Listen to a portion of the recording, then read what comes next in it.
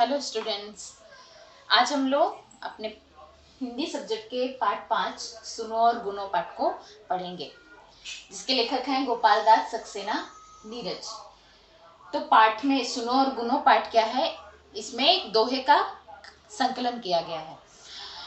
दोहा काव्य संकलन जो है वो हमारे देश की प्राचीन परंपरा रही है।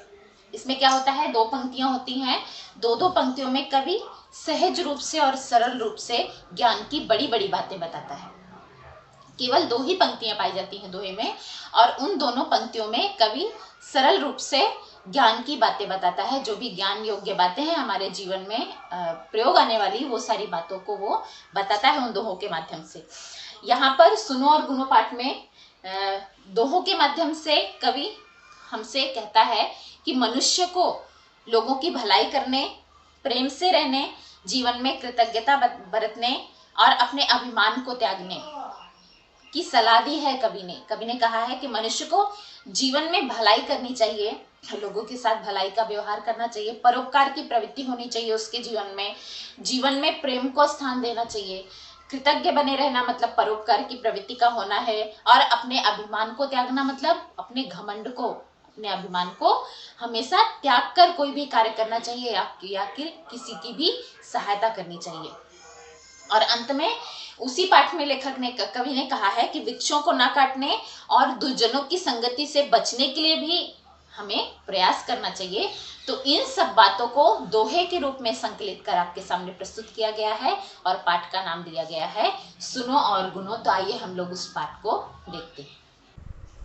तो आइए हम लोग देखते हैं सुनो और गुनो पाठ के भावार्थ को। पहला इसमें, गो मैं हूँ मझधार में आज बिना पतवार, लेकिन कितनों को किया मैंने सागर पार।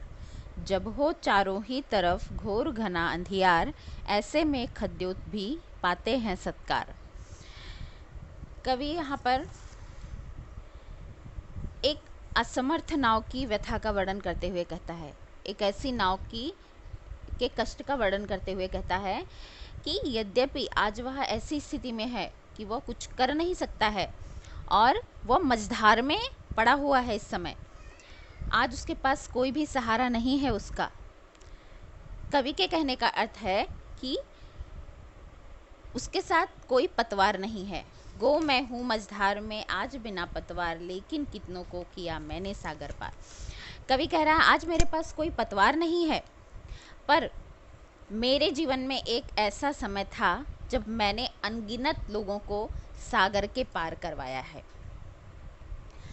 कवि इस दोहे में एक ऐसे व्यक्ति का चित्रण कर रहा है जो कि बहुत ही परोपकारी प्रवृत्ति का है, लेकिन आज वो ऐसी स्थिति में है कि वो अपने जीवन में कुछ भी अपने लिए, स्वयं के लिए भी नहीं कर सकता है। आज उसकी सहायता करने के लिए कोई भी नहीं है, और लेकिन उसके जीवन में एक समय ऐसा था जब उसने अनगिनत लोगों की मदद की थी और उनके जीवन को पूरी तरह उसने सुधार दिया था। आगे कवि कहता है कि जब हो चारों ही तरफ घोर घना अंधियार, ऐसे में खद्योत भी पाते हैं सत्कार। कवि कह रहा है कि प्रत्येक व्यक्ति के जीवन में कोई ना कोई अच्छा समय अवश्य आता है। समय आने पर ऐसा व्यक्ति जो कि बिना कार्य का माना जाता है, बिना काम का माना जाता है, उसका भी महत्व अपने आप हो जाता है और वह भी सम्मान और सत्कार समाज में प्राप्त करता है। लेखक कह रहा है, कवि यहाँ पर कहना चाहता है कि जब हो चारों हो तरफ, जब चारों तरफ आपको घनघोर घना अंधेरा, अंधकार छाया हुआ दिखाई दे और कहीं से भी प्रकाश के आने की गुंजाइश ना हो, कहीं से भी ऐसा लगे कि प्रकाश कहीं से भी प्रवेश नहीं कर सकता है, तो ऐसे में जुगनू के चमकते हुए प्रकाश को भी महत्व मिलने लगता है। खद्योत का अर्थ होता है यहाँ पर जुगनू। तो ऐसे में खद्योत भी पाते हैं सत्कार। ऐसे में जुगनू का थोड़ा सा प्रकाश भी हमारे लिए महत्वदायक हो जाता है, वो उसका भी महत्व मिलने लगता है। कवि यहाँ पर क्या कहना चाहता है, उसके कहने का अर्थ क्या है कि जहाँ पर बुद्धिमान व्यक्ति नहीं दिखाई देते, उनका कोई भी अस्तित्व नहीं दिखाई देता है, वहाँ पर समय आने पर एक थोड़ी सी योग्यता वाला व्यक्ति भी सम्मान पाता है, उसकी भी पूजा की जाती है समाज में, और ऐसे लोग सम्मान के पात्र समझे जाते हैं, सम्मान के योग्य समझे जाते हैं। आगे कवि कहता है कि टीवी ने हम पर किया यूं छुप छुप कर वार, संस्कृति सब घायल हुई बिना तीर तलवार। कवि कहता है कि आदमी की संस्कृति, उसकी सबसे महत्व उसके जीवन में उसकी संस्कृति का होता है। मनुष्य के जीवन में जो संस्कृति होती है उसका महत्व बहुत ही बड़ा होता है। अगर उसने उसमें बदलाव कर दिया, उसको विकृत कर दिया, तो वो उसको बर्दाश्त नहीं कर सकता है। लेकिन आज के समय में दूरदर्शन ने, टीवी मतलब दूरदर्शन ने प्रत्येक व्यक्ति के घर में प्रवेश किया है और उन्हें संस्कार विहीन बना दिया है, उनके संस्कारों पर प्रहार किया है, यूं छुप छुप कर वार, संस्कारों पर छुप छुप कर प्रहार किया है, और ऐसे कार्यक्रमों को दिखाकर लोगों की संस्कृति पर प्रहार किया है और उसे समाप्त करने का प्रयास किया है। तो कवि यहाँ पर क्या कहना चाहता है? कवि यहाँ पर कहना चाहता है कि जब से हमारे भारत में, देश में दूरभाष का प्रचार हुआ है, दूरदर्शन का प्रचार हुआ है, तब से हमारी संस्कृति जो है वो पूरी तरह घायल हो चुकी है। जो भी हमारी परंपराएं रही हैं, हमारी संस्कृति रही है, वो पूरी तरह घायल हो चुकी है, और उसके लिए किसी भी तीर तलवार की आवश्यकता नहीं पड़ी है, बल्कि उसने हमारे संस्कारों पर प्रहार किया है और प्रहार करके उसे महत्वहीन बनाने का प्रयास किया है। दूरभाष का देश में जब से हुआ प्रचार, तब से घर आते नहीं चिट्ठी पत्री तार।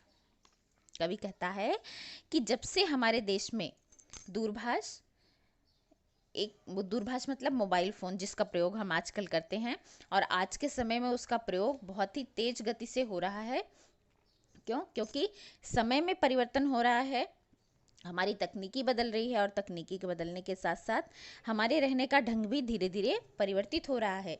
तो दूरभाष का प्रचार जब से हुआ है, प्रचलन जब से हुआ है, तब से लोगों के घरों में चिट्ठी और तार आना बंद हो गए हैं। क्योंकि पुराने समय में, इसके पहले जब दूरभाष का, मोबाइल का इतना प्रयोग हम नहीं करते थे, उसके बारे में इतनी जानकारियां हमारे पास नहीं थी, तब हमारे संदेश जो होते थे वो एक दूसरे को चिट्ठी और तार के माध्यम से जाते थे। लेकिन आज के समय में तकनीकी में सुधार हुआ है, तकनीकी क्षेत्र में हम आगे बढ़े हैं, और जब से इसका दूरभाष का, मोबाइल का प्रचार हुआ है, तब से हमारे घरों में चिट्ठी और तार नहीं आते हैं, और उसका महत्व हमारे जीवन में कम हो गया है। अब लोग क्या करते हैं कि मोबाइल पर बातचीत कर लेते हैं और वही उसी पर मैसेज कर लेते हैं, और पत्र भेजने की आवश्यकता नहीं होती है। आगे की पंक्तियों में कवि कहना चाहता है कि ज्ञानी हो फिर भी न कर दुर्जन संग निवास, सर्प सर्प है भले ही मड़ी हो उसके पास। कवि कहता है कि ज्ञानी हो फिर भी न कर, कवि कहता है कि दुर्जनों की जो संगति होती है, जो साथ होता है, वो बहुत ही दुख देने वाला होता है। दुर्जन व्यक्ति कितना भी ज्ञानी क्यों न हो, ऐसे व्यक्ति जो अपने जीवन में सत्य का साथ नहीं देते हैं, तो ऐसे व्यक्ति कितने भी ज्ञानी क्यों न हो, लेकिन भूलकर भी उनकी संगति नहीं करनी है हमें।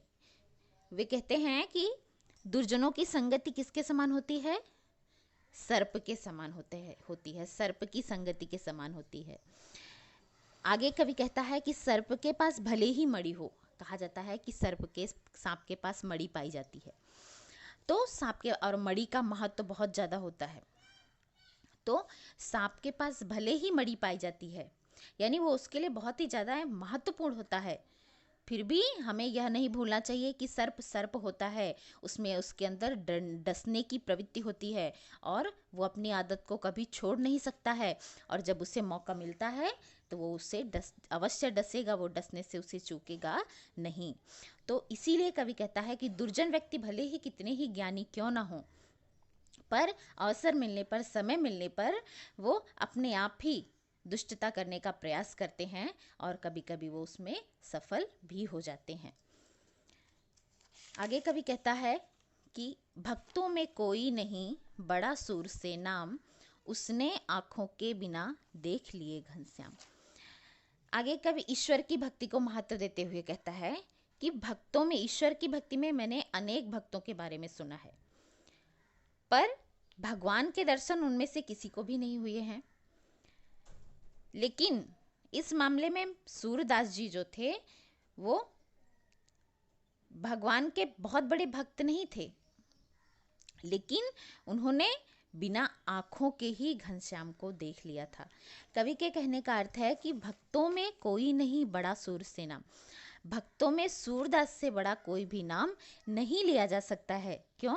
क्योंकि कहा जाता है कि सूरदास आँख से अंधे थे, उन्हें दिखाई नहीं देता था, लेकिन वो रचनाएं बहुत बड़ी बड़ी करते थे और भगवान कृष्ण की भक्ति वो ऐसे किया करते थे कि जैसे वो साक्षात उनको अपने सामने देख रहे हों।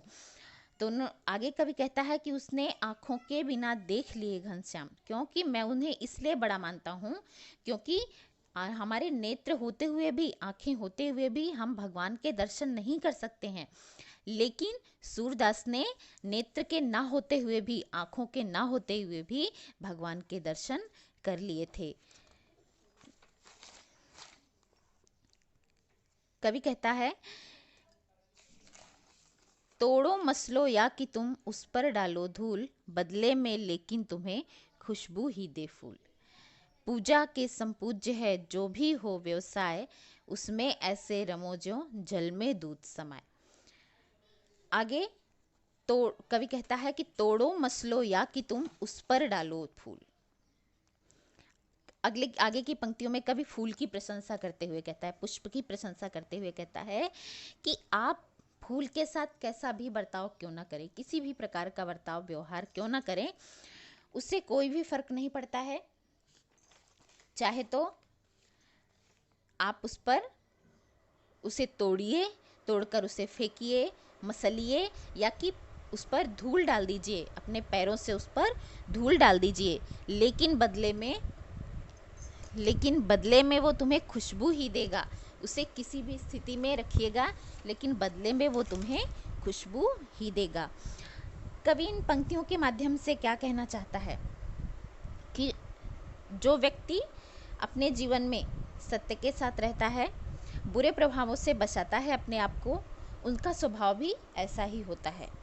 आप कितना भी बुरा व्यवहार क्यों ना करें उनके साथ, उन पर कितना भी बुरा व्यवहार करें, कैसा भी प्रहार क्यों ना करें, लेकिन वो सदैव दूसरों का भला ही चाहते हैं और आपके बारे में, आपके विषय में कभी भी बुरा नहीं सोचते हैं। तो जिस प्रकार से उन्होंने फूल की उपमा दी है, फूल का उदाहरण दिया है कि जिस प्रकार से फूल को आप तोड़ेंगे, उसको मसलेंगे या फिर उस पर धूल डालकर फेंक देंगे, लेकिन बदले में वो आपको केवल खुशबू ही देगा। तो उसी प्रकार जो सज्जन व्यक्ति होते हैं उनका स्वभाव भी ऐसा ही होता है। आप कितना भी बुरा व्यवहार उनके साथ क्यों ना करें, वे सदैव आपका भला ही चाहते हैं।